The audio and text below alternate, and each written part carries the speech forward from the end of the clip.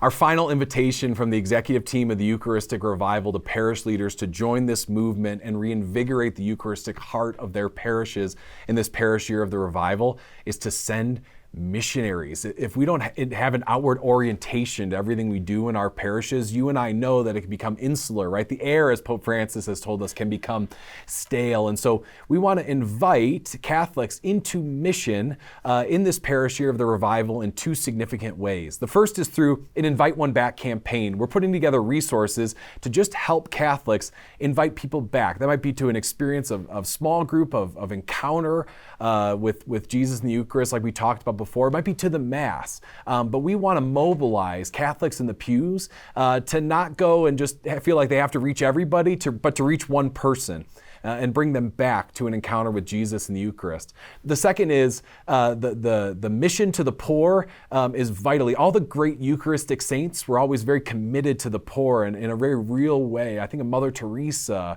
I think of Dorothy Day, right? Like these figures in history that were so both Eucharistic, but were also driven to the poor, St. Francis of Assisi. And so we want to begin to invite parishes to discern how can they recommit from the Eucharistic heart of their parish to the poor in their parish boundary in a new and in a unique way to show the goodness of our life flowing from an encounter with Jesus in the Eucharist. Invite one back, recommit to the poor. This is how we're inviting you to send missionaries as parish leaders in this parish year of the Eucharistic Revival.